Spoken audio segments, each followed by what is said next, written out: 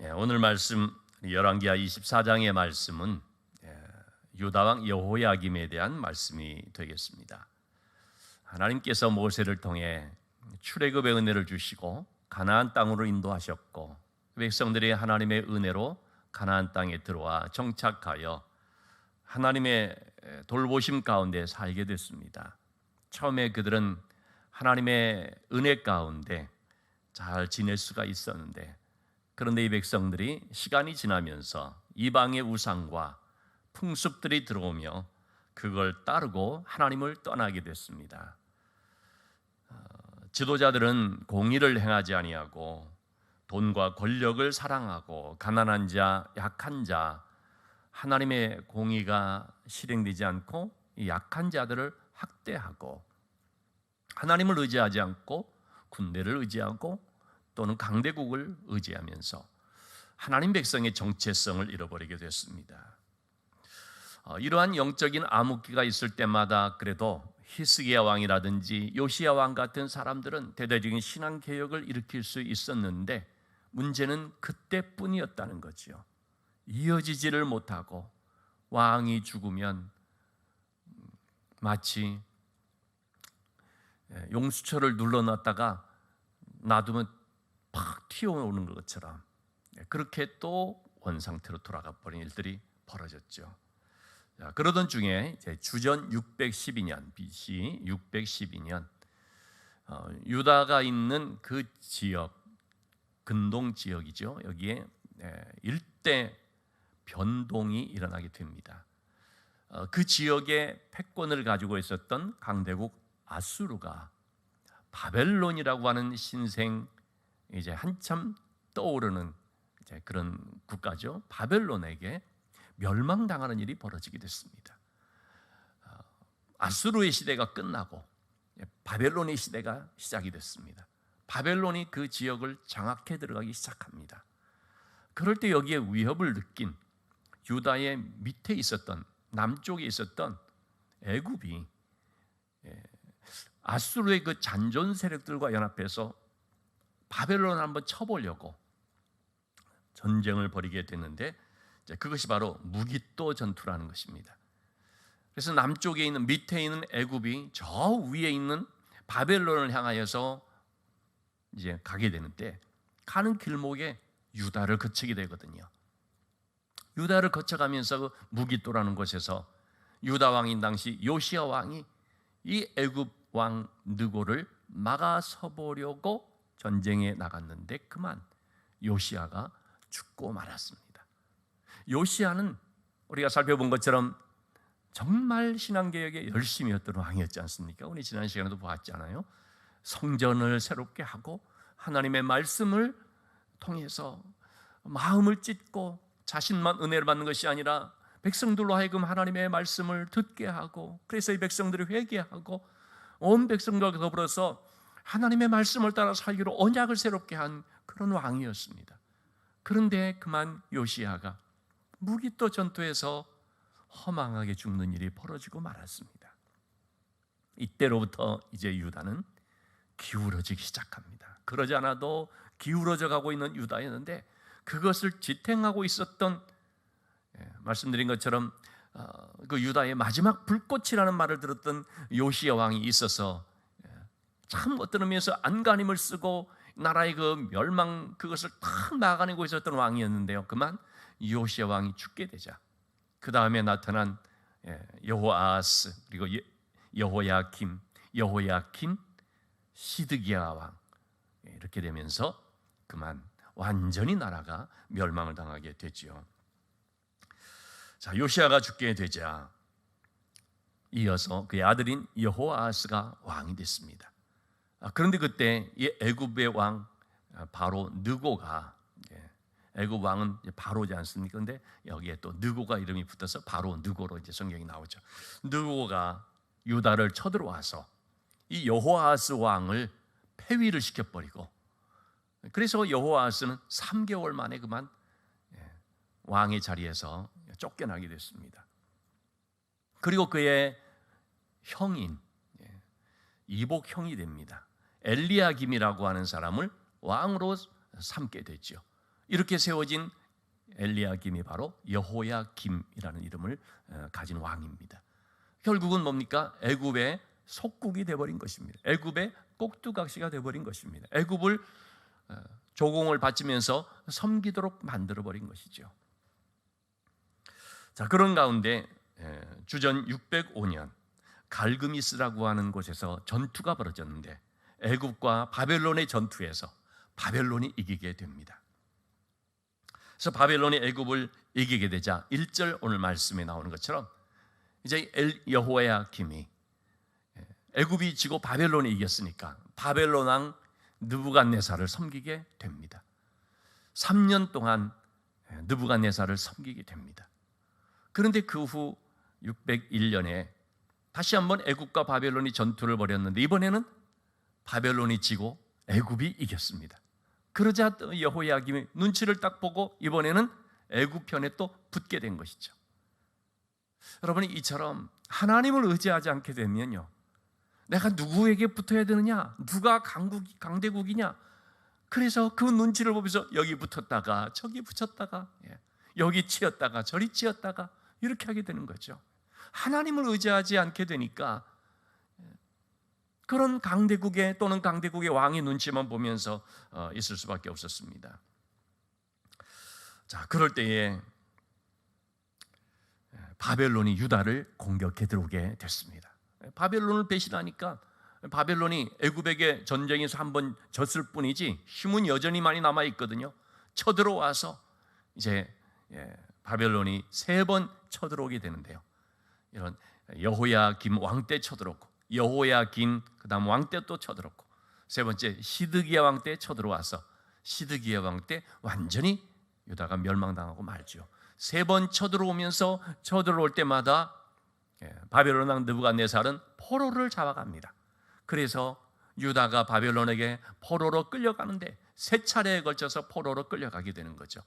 그래서 첫 번째 포로로 끌려갔을 때는 다니엘과 또 이제 많은 사람들이 끌려가게 됩니다. 두 번째로 포로로 끌려가게 될 때는 이제 에스겔과 또 여러 사람들이 끌려가게 됩니다.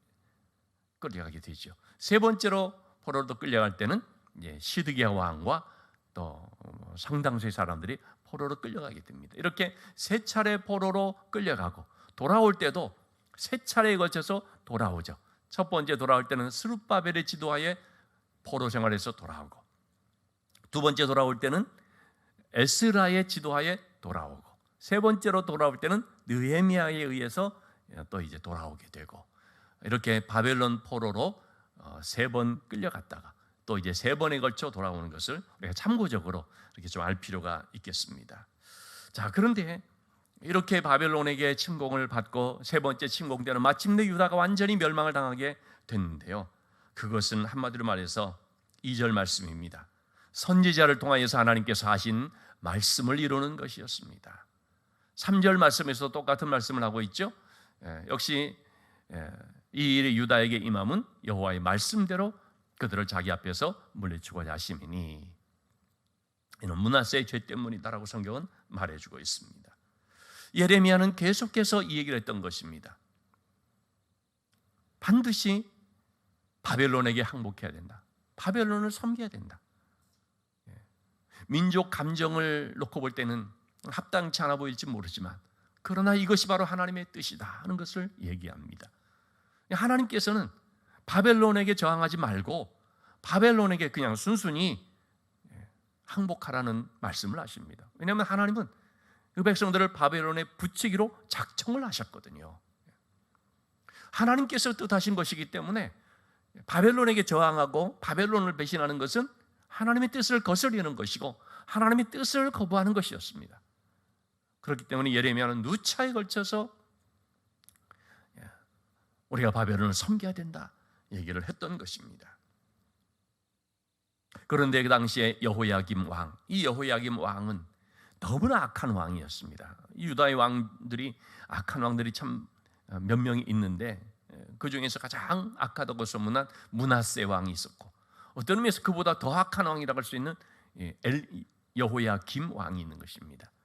이 여호야김은 이 하나님의 말씀을 전하는 예레미야의 말을 듣지 않을 뿐만 아니라 하나님의 말씀이라고 가져다 준 두루마리 성경이죠. 당시에는 이제 두루마리로 됐으니까 그 두루마리에서 하나님의 말씀 그것을 그냥 칼로 찢어버리고요, 불에 태워버리고요, 그리고 그 하나님의 말씀을 전하는 선지자를 심지어 죽이기까지 합니다.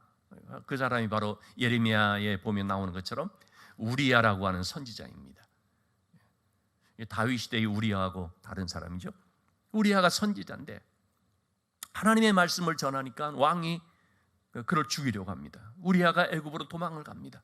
그래서 왕이 사람을 보내서 애굽에 숨어있는 우리야를 붙잡아 와가지고 왕이 직접 우리야를 죽이는 것입니다. 예레미야도 죽이려고 했지만은 하나님께서 예레미야를 보호해 주셨죠.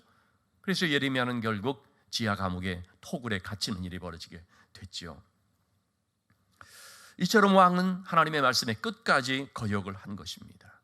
자, 그런데 여러분, 우리가 이 하나님의 뜻이라는 걸 생각해 볼 때에 때로는 보면 우리의 생각과 다를 수가 있고 우리의 감정과 좀 어긋날 수도 있습니다. 아니, 바벨론을 섬기는 것이 하나님의 뜻이라는데 왜 그렇게 하나님께서 하시는가?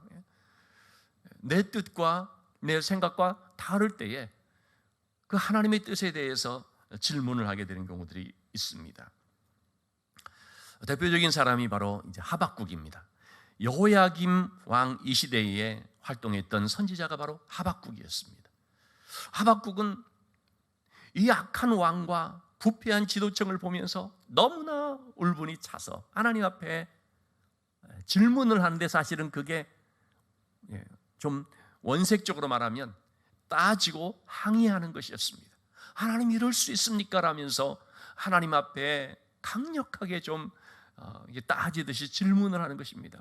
하나님, 이렇게 악하고 잘못된 왕이라든지 지도층의 부패한 자들을 그냥 놔두십니까? 그것이 바로 하박국서의 말씀이거든요. 그래서 하박국서에는 질문과 대답으로 되어 있습니다. 그런 질문에 대해서 하나님께서 말씀하십니다. 내가 알고 있다. 그래서 저들을 심판할 것이다. 하나님께서 그들을 분명히 바로잡을 것임을 말씀을 합니다. 그럼 어떻게 바로잡을 것이냐고 하박국이 또 묻지요. 그러자 하나님께서 주시는 답변은 뭐냐면요, 저 갈대아 민족, 즉 바벨론을 통해서 바벨론의 군대를 일으켜 그들을 쓸어버릴 것이다 라고 얘기합니다. 그러자 하박국이 깜짝 놀랍니다. 아니, 하나님, 저들도 악하지만 바벨론 군대는 더 악한 자들인데 아니 어떻게 해서 그 더 악한 자들을 통해서 하나님의 정의를 실현한다는 말입니까? 라고 묻게 되는 것이죠. 그러자 하나님께서 또 대답을 해주시죠. 내가 바벨론이 더 악하다는 사실을 잘 알고 있다. 그런데 그들을, 이 악한 유다의 그 악한 자들을 심판하고 난 뒤에, 바벨론이라는 도구를 사용해서 심판을 하고 난 뒤에 반드시 바벨론을 심판할 것이다. 그리고 유다 민족은 하나님께서 회복시킨다라는 말씀을 해주십니다. 이런 내용들이 바로 하박국서의 내용이거든요. 하박국이 하나님의 말씀을 들었을 때 하나님의 그 깊은 경륜, 하나님의 그 섭리에 대해서 비로소 이해하게 되면서 그는 미리, 아직 일어나기 전인데 애굽의 군대가 오는 소리도 듣죠. 그걸 들을 때에 내 막 심장이 막 찢어지는 것 같고 그런 고백을 하지 않습니까? 그런 가운데 하박국의 유명한 고백이 뭡니까? 그럴지라도 이제 바벨론의 군대가 와서 완전히 쓸어버리면, 초토화돼 버리면, 국토가 황폐화되고 무화과나무에 열매가 없고 외양간에 소가 없고 또 밭에 소출이 없고 다 없어지는 거죠.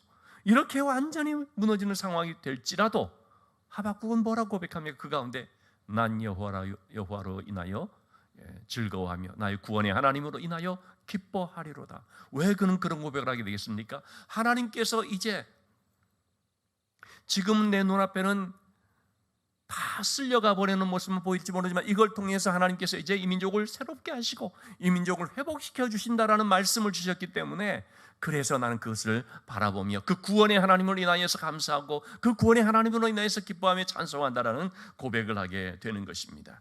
자, 그래서 이 하나님의 심판에 대한 말씀을 이제 들었을 때 어떻게 해야 되느냐? 여러분, 하나님께서 이 말씀을 하시면서 중요한 한마디 해주시는 것인데 그것은 뭐냐면 이것을 이루시는 때가 있다라는 말입니다. 하나님께서 이 구원의 계획을 가지시고 일하시는데 그런데 그것을 하시는 때가 있다는 것입니다. 여러분, 그러니까 하나님의 약속과요, 그 약속이 성취되는 사이에는 시간이 있습니다. 그 약속하는 것이 바로 이루어지질 않습니다. 그래서 때라고 하는 것이 성경이 나오는 거거든요. 이 때라고 하는 것은 기계적인 어떤 시간을 말하는 것이 아니고 하나님의 시간을 말합니다. 우리가 흔히 다 들어보셨지만 크로노스와 카이로스라고 하는 그 시간에 대한 말이 있지 않습니까? 크로노스라는 것은 그냥 우리가 흔히 말하는 정해진 그냥 기계적으로 우리가 쓰는 시간이죠. 그러나 카이로스라는 것은 하나님이 정한 때라는 거죠. 때가 찼고 하나님의 나라가 가까웠으니 그러면은 카이로스라는 시간을 말하죠. 이처럼 하나님의 그 시간이라는 것이 있습니다. 하나님의 약속과 성취 가운데는 이러한 시간이 좀 있는 것이죠. 우리가 기도했는데 분명히 하나님께서 응답해 주신다는 약속을 받았지만 그 성취가 이제 응답으로서 이루어지기까지는 어떻습니까? 시간이 있습니다. 조금 얼마나 시간이 걸릴지는 모르지만 그 주어지는 시간들이 우리에게 있는 것입니다. 그렇기 때문에 우리는 약속과 성취 사이를 살아갑니다. 기도하고 응답받는 그 사이를 우리가 살아갑니다. 그럼 그 사이를 어떻게 해야 되느냐? 하박국서 2장 3절 4절에서 하나님이 이렇게 말씀해 주고 있습니다. 하나님의 그 정한 때가 있는데 분명히 이루어지게 되는데 더딜지라도 하나님께서 이루시는데 뭐라고 말씀하십니까? 기다리라는 것입니다. 기다려라. 여기서 말하는 기다리라는 것은 소망을 말하는 것이고 인내를 말하는 것이죠. 분명히 하나님께서 이루실 것을 믿고 소망 가운데 기다리라는 것입니다. 우리가 형제들이 군대에 가면은요, 전역할 날짜를 기다립니다. 왜냐하면 그 날짜가 정해져 있거든요. 반드시 날이 오게 되어 있거든요. 그래서 소망 가운데 기다립니다. 기다려라라는 말씀하셨고, 두 번째로 하신 말씀 뭡니까? 의인은 믿음으로 말미암아 살리라라는 것입니다. 의인은 누구냐? 믿음으로 사는 사람입니다. 여기서 말하는 믿음이라고 하는 것은 에무나라는 단어인데요, 신실하다, 충성스럽다라는 말입니다. 약속한 하나님의 말씀이 성취되기까지 기다리는데 그 기다림이 어떤 시간이냐? 믿음으로써 신실하게 충성스럽게 하나님 앞에 서 있는 자세를 말합니다. 우리가 기도하고 응답이 되기까지는 기다리는 것인데요, 그 시간이 뭡니까? 우리가 믿음으로 하나님의 약속을 바라보면서 살아가는 시간들을 말합니다. 항상 우리는 하나님께서 약속한 것을 이루실 줄을 믿고요, 신실하신 하나님을 의지하면서 우리의 믿음이 흔들리지 않고 충성스럽게 하나님을 섬기면서, 그래서 우리의 믿음 또한 신실한 믿음이 되어야 되는 것입니다. 약속과 성취라고 하는 그 사이에는 참 힘들고 고통스러운 순간들이 있을 수가 있습니다. 왜 이렇게 더디지? 얼마나 더 기다려야 될까 싶은 그런 생각들도 있지요. 아무리 힘들고 고통스럽다 할지라도 그 약속은 하나님께서 반드시 이루신다는 믿음을 가지고 끝까지 신실하게 살아야 한다는 것입니다. 이것이 바로 믿음의 삶이라는 거죠. 자, 그렇다면 하나님께서는 왜 바벨론이라는 도구를 사용하시는가 라는 것을 생각해 볼 필요가 있겠습니다. 하나님께서 바벨론을 심판의 도구로 사용하시는 것은 그 유다 백성들을 완전히 멸하시기 위한 것이겠습니까? 그렇지가 않죠.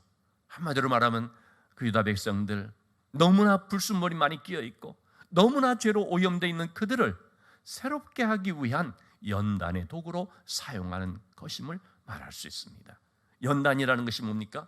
용광로 속에 녹여서 불순물을 제거하고 순금을 빼내는 과정이거든요. 그 도구거든요. 바벨론 포로 생활이라는 용광로 속에서 하나님은 그들을 연단을 해서 이제 그들이 잘못된 것들을 떠났고 불신앙의 그런 삶을 완전히 이제는 새롭게 해서 하나님을 의지하며 하나님의 말씀대로 살기를 결단을 하고, 그래서 그들의 믿음의 삶이 새로워질 수 있도록 하는, 즉 그들을 온전히 회복시키기 위한 목적으로서 연단의 이런 과정을 갖게 하는 거죠. 그래서 환난은 연단은 소망을 이룬다 말씀을 하고 있습니다. 하나님은 그 백성들을 연단시킴으로 새롭게 하여서 어떤 뜻을 가지고 있습니까? 열방을 구원시키는 하나님 백성으로 삼고자 하는 것입니다. 그들을 통하여서 예수 그리스도가 이 땅에 오시고, 그리고 예수 그리스도의 복음을 들고, 다른 사람이 아니죠. 유대인들이지 않습니까? 베드로와 바울 등 그 유대인들이, 그들이 이 복음을 열방에 전하면서, 그래서 세계 만민들이 주께로 돌아오도록 하고, 또 예수 그리스도를 말미암아 복을 받게 하는 역사를 이루시고자 하는 거죠. 바로 이와 같은 귀한 뜻을 가지고 하나님께서 이 백성들을 새롭게 하시고자 연단시키셨고, 때가 되며 그 백성들을 회복시키시며, 그 가운데 메시아 예수 그리스도가 오게 하셔서 복음이 예루살렘에서부터 온 유대와 사마리아와 땅끝까지 전해지도록 역사를 해 주셨습니다. 이렇게 하나님께서는 하나님이 쓰시고자 하시는 일꾼들을 그냥 쓰시는 것이 아니라 연단해서 그릇을 만든 다음에 하나님의 일꾼으로 삼아주시는 것을 볼 수가 있습니다. 우리나라도 보면 얼마나 연단이 많은 나라인지 알 수가 없습니다. 우리나라가 참으로 이런 일제시대 연단, 6.25 전쟁이라고 하는 비극적인 그런 연단의 모든 과정들을 거치면서 그 세계상 어느 나라보다도 헐벗고 가난했던 이러한 어려움 속에서 참 하나님의 그 말씀으로 인하여서 새롭게 되어지지 않습니까? 그래서 이제는 어떻게 됐습니까? 세계에 복음을 전하는 그런 선교 강국으로서 쓰임을 받고 있고요. 또 많은 여러 약한 나라를 돕는 그런 참 베푸는 나라, 후원하는 나라가 될 수 있었습니다. 이렇게 우리에게 연단이 없으면 어떻게 됩니까? 교만해집니다. 안일해집니다. 하나님의 축복을 받았지만 그 축복을 잘 감당을 못해서 교만해지거나 또는 안일해져 버리거나, 그럴 때마다 또 하나님께서는 연단이라는 과정을 통해서 다시금 또 우리를 새롭게 만들어 주시는 것이죠. 그런 하나님의 연단을 통해 어떻게 됩니까? 겸손을 배우게 됩니다. 기도하는 법을 배우게 됩니다. 나를 의지하는 것이 아니라 하나님을 의지하면서 믿음으로 기도하며 하나님께 엎드리는 법을 배우게 됩니다. 죄와 사탄은 오늘도 어떻게든지 우리를 틈타서 우리로 하여금 교만하게 혹은 안일해지게, 영적으로 잠들어 버리게 하려고 합니다. 오늘도 우리에게는 이런 영적 싸움이 있습니다. 우리는 성령의 도우심을 구하면서 더욱더 우리 자신들을 채찍질하며 깨어있기를 힘써야 되는 줄로 믿습니다.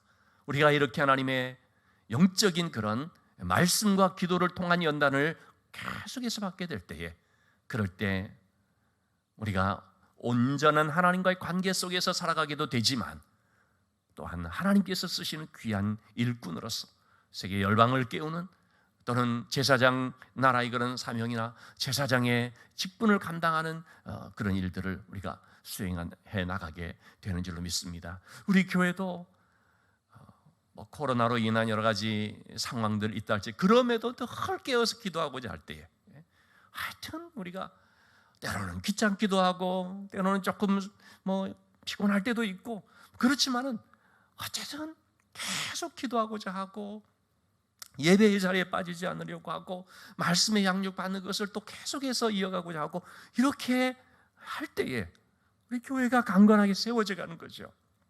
그럴 때에 우리가 신앙의 연단 속에서 하나님의 그런 귀한 일꾼으로 세워져 갈 수가 있는 것이고, 또 많은 그런 복음을 필요로 하는 그런 곳으로 가서 사명을 감당하거나 아니면 또 같이 동역하여서 그 일들을 이루어나갈 수가 있지요. 우리 개인적으로도 늘 하나님의 은혜 안에서 깨어있는 삶이 될 뿐만 아니라, 또한 우리가 같이 기도함으로써 우리 교회가 영적으로 강건하고 영적으로 굳건하게 세워져서 하나님께서 기뻐하시고 하나님의 일에 쓰임받는 교회가 될 수 있도록 함께 우리가 늘 연합해야 될 줄로 믿습니다. 오늘도 우리가 하나님께서 하시는 그 귀한 일들이 있고, 또 그 일 가운데 이러한 기다림의 시간들이 있고, 그 기다림의 시간은 믿음으로 감당하는 것이다라는 사실을 기억하고, 지루하지만 그러나 여러분 다시 한번 우리의 영적인 그런 고삐를 조이면서 믿음으로 살기를 다짐하며 하나님의 엎드리는 삶이 될 수 있기를 주님의 이름으로 축원합니다.